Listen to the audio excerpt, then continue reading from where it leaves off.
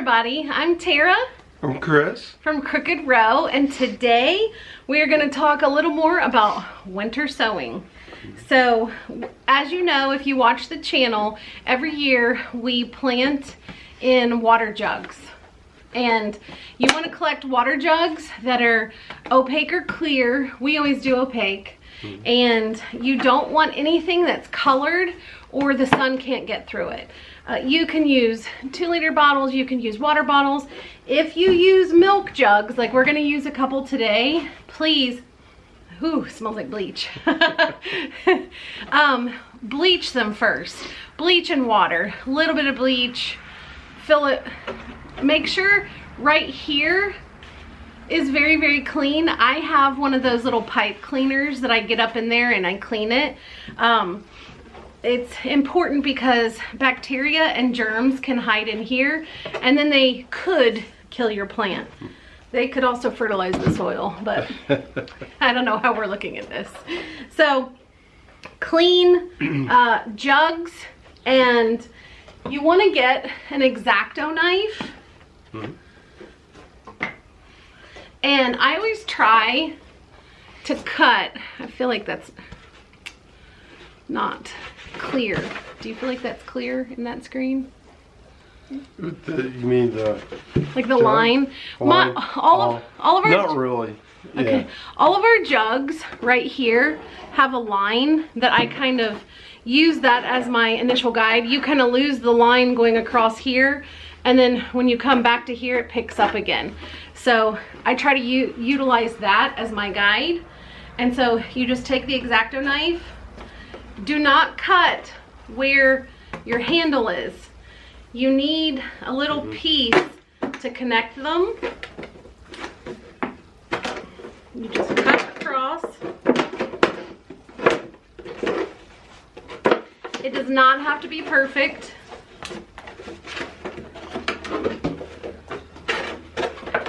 Oh, I almost cut that off. So see, it's like a little Pac-Man. Yep. And if you do like me and you start cutting on one side and you get kind of stuck here and you start cutting on this side, then you have to like match them up, and it's a little more difficult. So it's easier if you can follow the cut all the way across, and that way it stays kind of consistent. And they're not, I mean, they're wonky, so and that's fine. You always want to take the cap off because we do want water to come through here. And these will be like little greenhouses outside. And so I go ahead and I put drainage on the bottom. You do want it to drain its water, and it will have water through that little hole. Trust me. It's also damp. The mix is also damp when we put it in, and so it is still pretty cold, especially at night here. And so we're in zone 6 and that'll still freeze, but that's good because a lot of things need cold stratification. So holes on the bottom, make your Pac-Man, and you're ready to go. And we're gonna finish this up.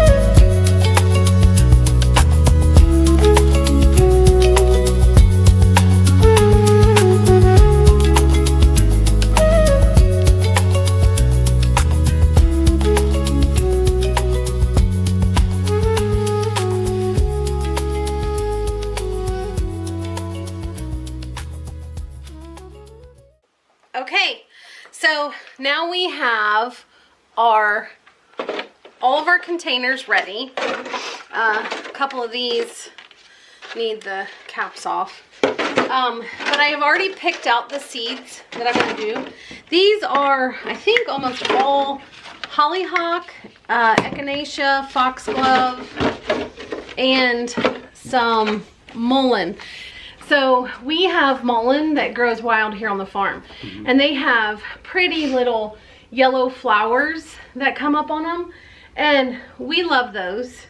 But now they have tweaked around with stuff so that mullein has pinks and purples, and I think they have reds, and so this is a new one for me, and I'm so excited. So we're gonna start some of these.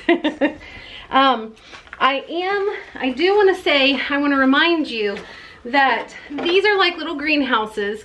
So this is going to mimic the outdoor weather. Because this mimics the outdoor weather, these plants will not bloom until it is time. It's gonna work with the weather here, okay? So sometimes we'll have a freeze and a thaw and a freeze and a thaw. Some of these will sprout. I mean, I've watched this happen for years. Some of them will sprout and we'll have a really hard freeze and it'll kill back. Some of the seeds, some of them will sprout later. They usually survive. I'm not trying to poo-poo anything, but there are certain varieties that I definitely want. So I will take some of these varieties and I'll not only winter sow them, but I also put them in a tray and put them in the grow room, because you can't leave everything up to chance. So the varieties that you super want, I would highly suggest starting winter sowing, but also putting them in a tray as well and under some lights. So we're gonna fill these. We already have our bucket here. We already have our bucket here filled with half seed starting mix, half compost, and it is exactly how you want it to be, where it would, you know, you can squeeze it into a ball. There might be a drip or two that comes out from it with water, but then it easily crumbles too. So we're gonna fill our containers and our seed tray and get started.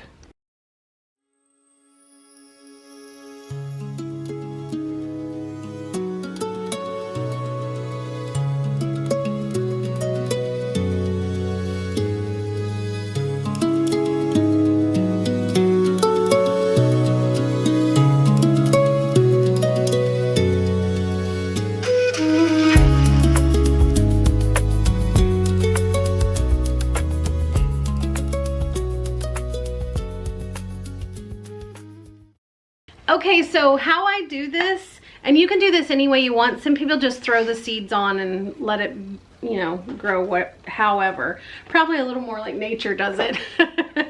But I'm a little more monkish than that. So I like to make a cross in mine. And then I make a box right in the center. So now that this is marking 1, 2, 3, 4, and 5 right in the center. So I'll just, depending on the seed, so like Chris has foxglove.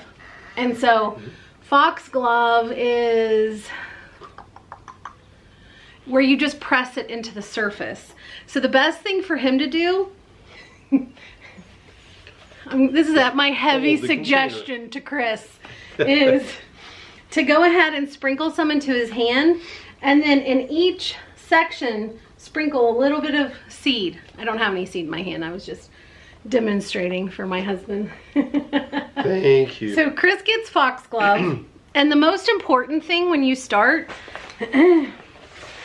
you want to, I hear everyone online so worried because Sharpies fade in the sun or they rub off of your container. That absolutely happens. I did it for years. I would put what it was on every single side, put it on the tape. I'd put things down in there that had it on there every time, every single time it would come off. And so I would be guessing what I had. Paint pens. This is kind of faded now. I don't remember what type this is, but we got this at Tractor Supply. It has paint in it that does not come off. So it is the only item Garden pins don't work, nothing works. Paint pins work on your winter sowing. So I'm gonna go ahead and do this for Chris and write foxglove on it. Now there's no question what he planted. And her handwriting is much better than mine. Yes. I'm gonna give Elijah Echinacea Paradiso or Paradiso dwarf blend. Again, same thing. I'm gonna plant the mullein, and after that there's a bunch of different colored hollyhocks that we're gonna do. But these two are going next, Elijah, me, and we're gonna do, oh, sorry. We're gonna do exactly what I just showed Chris. So let's get started. So Chris has his container done. Even though the soil is moist, you want to put just a little bit of water over top so that you know that the seeds are making contact with that soil.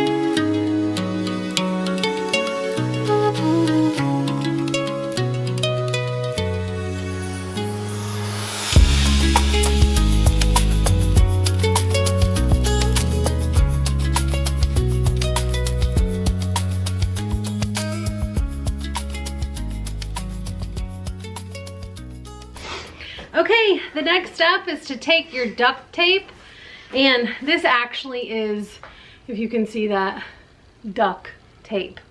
But it's duct with a T that you're looking for. This works though. Duct tape can handle moisture. So I'm just gonna pull out a big piece of it, get it started, and you just wrap where you cut. This is the one where I cut. Looks a little bit like a monster Pac-Man. There we go. I'll have to retape that side. You wanna cut it. Normally the duct tape is real easy to cut, but these aren't because they're not real duct tape.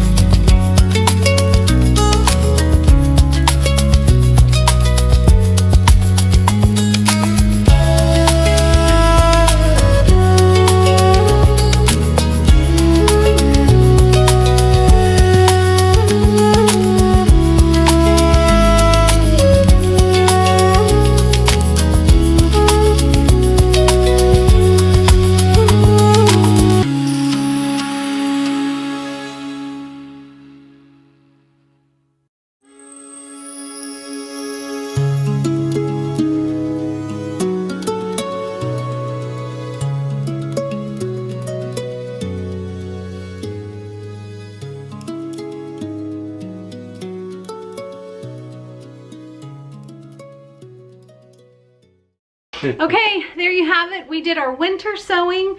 We also got in another thing of flowers. I do want to let you know that there's a couple keys to success here. So with winter sowing, you don't have to do all your winter sowing right at once. Some things require longer cold stratification or time in the cold than others. Check your seed packets, but I have spent like months doing different winter sowing projects and putting them out, and they all kind of have the same. So I just want you to know that, because you're not always going to be able to collect all of your water jugs in one big bulk. That's us this year. You're not always going to be able to you know, get your things together. Sometimes you are so limited on time that winter sowing just isn't possible all at once. So if you noticed, we started out with like 4 or 5 jugs, and then we added another 3, and then we just added, what was that, Elijah, 6? Yeah, we did add 6. Yeah, we just added 6. And then coupled with that, we're also planting in our trays and getting that in the grow room. If you don't have a grow room or don't have time for a grow room, because it does take time, winter sowing is definitely the key to getting a jump start. I do really want to encourage, and I think I've been doing this a lot lately, but I want to encourage you to start flowers. Flowers draw in all the pollinators that are needed to help your seeds or help your plants thrive. Of course, it beautifies your garden, but the last time we were at our local nursery, and we kind of go all over. I even do big box stores and stuff and just check prices. Like a small echinacea plant in, like, I think it's a pint. Is that a pint? It's a little bigger than a pint. It's a little bit bigger, yeah. But the pint echinaceas that they have, yeah, that's a little bit bigger. But these carried Angelonia, and I got these from Walmart, so they're definitely going to be cheaper. These were $5 a plant, and so that's actually cheap. The echinacea at our local nursery was $16 for this size. Yeah, so it's just far cheaper, especially when you want to have huge drifts of flowers. Unless you're rich, I don't know how you're going to afford that. So get your stir flowers from Walmart. Well, even think if you needed to plant 100 of these, that's $500 for just that flower. Whereas you can buy a seed packet. Let's say at the short end, and it only has 20 seeds in it. That's still, and you double plant. That's still 10 seeds for like $3 or $4. At the expensive end, it would be 6, but that's way cheaper than buying them. So it's cheaper, and I have found that, like, I bought sweet alyssum last year instead of growing it. It was either last year or the year before. I think it was last year. And the sweetness was just not there. Typically when I grow sweet alyssum, the sweat bees are all over it, but it even draws in flies because it's so honey scented that the flies think it's food. Well, I guess technically it is, right? For them, yeah. Right. So definitely worth doing this, and I would just, so that it is not this huge time monster for you, I would do kind of like what we're doing, and we are very close to reaching 1,000 plants in the grow room. So, and we do this little bits at a time.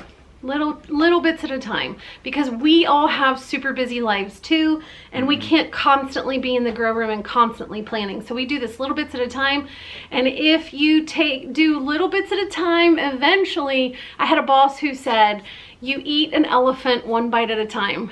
So you can do big things in small little steps. So I just want to encourage you to start your plans, get your seeds.